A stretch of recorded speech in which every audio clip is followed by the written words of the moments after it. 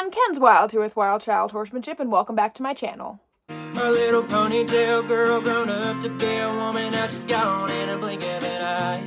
She left the suds in a bucket and her clothes hanging out on the line. In today's YouTube video, I'm going to be sharing with you guys 10 ways that you can make owning horses more affordable.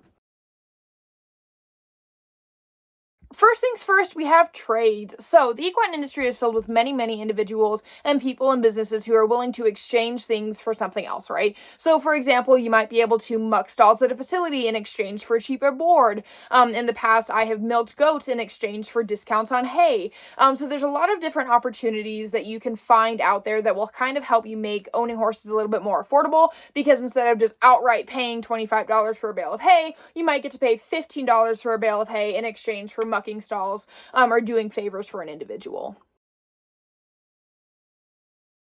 Number 2, work somewhere where you can get discounts on products and services pertaining to horses. So for example, if you work at a feed store, right, you can work there and maybe get discounts on horse tack, on horse feed, stuff like that. You can also potentially work at like a training barn or take an internship where you also might be able to get discounts for board or other stuff, specifically because you work there. You either muck stalls, you're interning, you're just an employee for somewhere that is relating to the equine industry, and therefore you can get discounts.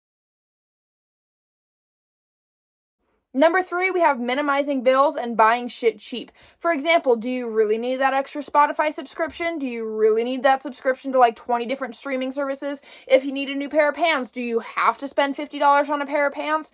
The answer to all of that is no. You really don't have to, right? So you have to learn how to minimize your bills, right? If you really want to make horses more affordable, maybe you shouldn't be spending $80 a month on just fucking streaming services, right? So minimizing your bills, and don't be afraid to buy shit cheap. You know, if you need a new saddle pad, go look on Facebook Marketplace, look on Craigslist before just dropping $200 on a brand new saddle pad. Why not try and see if you can find something more affordable? Yeah, it might be used and it may not be the best quality as if it were brand spanking new, but that is one way that you are going to help make things more affordable, is by trying not to dump a whole bunch of money on things that you don't really need, but things that you want.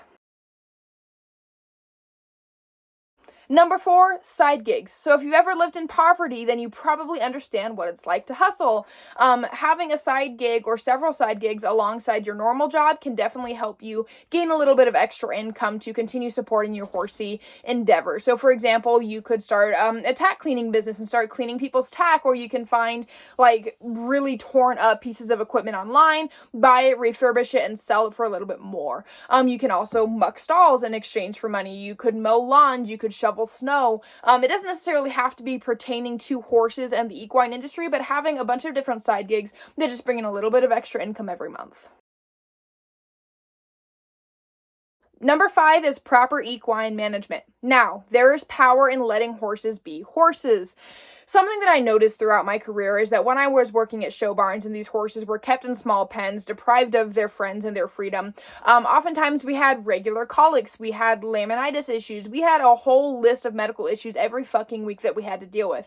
Well, then once I started living on cattle ranches and kind of branching out more from the show world, I started to realize that these horses lived out in a fucking pasture. They barely had any issues, they barely had any complications, and stuff like that, right? And so when you kind of learn the science of how to properly manage your equine partner, manage their care, manage their environment, that is going to minimize on vet bills and vet expenses, right? You're not going to need like a bazillion fucking supplements just to maintain your horse, because you have learned how to properly manage them and to honor their needs and their desires, you know, following the 3 F's of equine necessities: forage, freedom, and friends.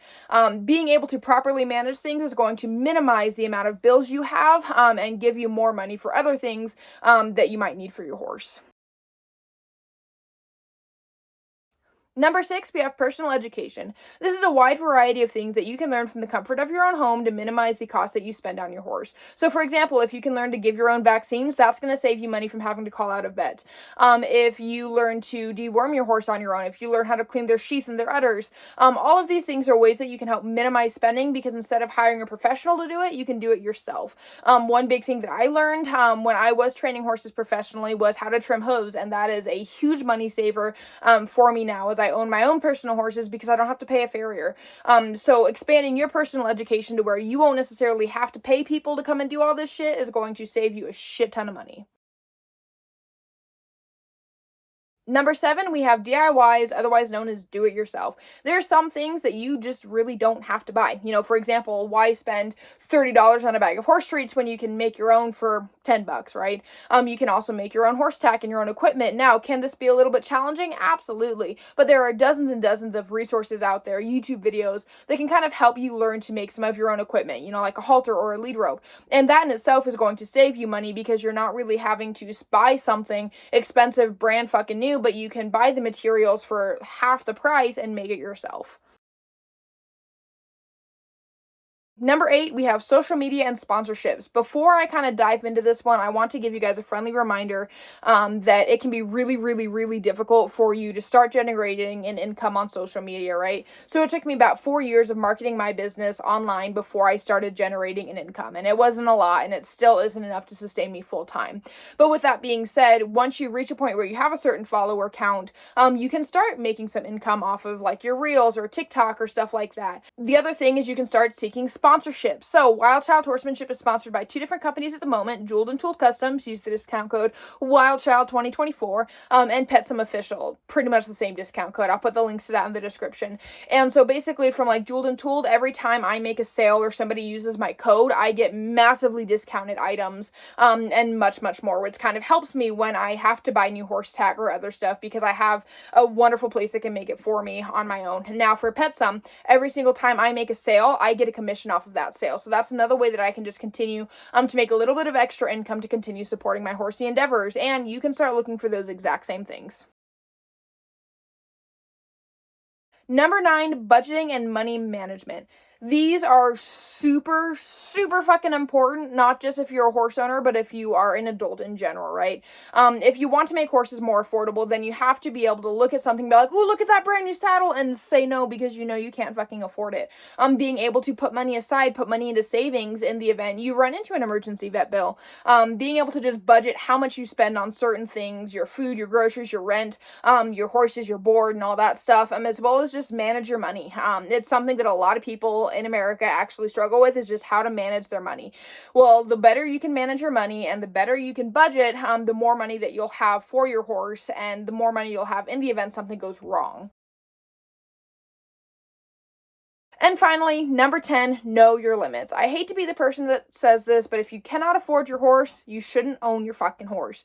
Now, I've been the person who's had negatives in my bank account, and I've been the person who's had a good chunk of money in my bank. It kind of just depends. So I get it, all right? And it can be really hard to realize, like, hey, I can't afford the farrier. I can't afford my horse's care. I might have to get rid of my horse. Like, that can be a really hard pill to swallow, but keep in mind, you have to do what's best for the horse. And if you cannot afford to take care of that horse, you're not what's best for that horse. But with that being said, you can go into other options like lease your horse out, lease them out to a lesson facility or a trail facility, or just another person who wants to ride. You can lease your horse out so that you still keep your horse, but you're also kind of generating some sort of an income off of that. You could also, if necessary, rehome your horse and then lease a horse yourself, because it's a lot cheaper to lease a horse compared to own a horse, right? You can do a lot of different options where you don't just have to immediately jump the gun and go to sell your horse or rehome your horse.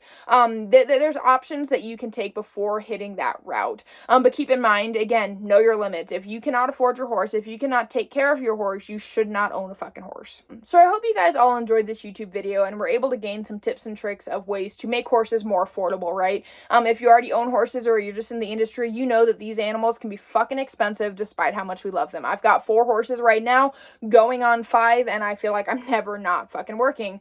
I've been a professional in the industry, and now I'm working at a fucking truck stop. So like, the point stands, horses are expensive, and so if there's little ways that you can make it more affordable, take it as much as you can, do what you gotta do. So yeah, with that being said, if you've not already, please hit the red subscribe button. Check us out on Facebook, Instagram, our podcast available wherever you listen to podcasts, our merch store, our books, and the links to all that can be found in the description below. So stay strong, stay true, stay wild, and I'll see you all next week.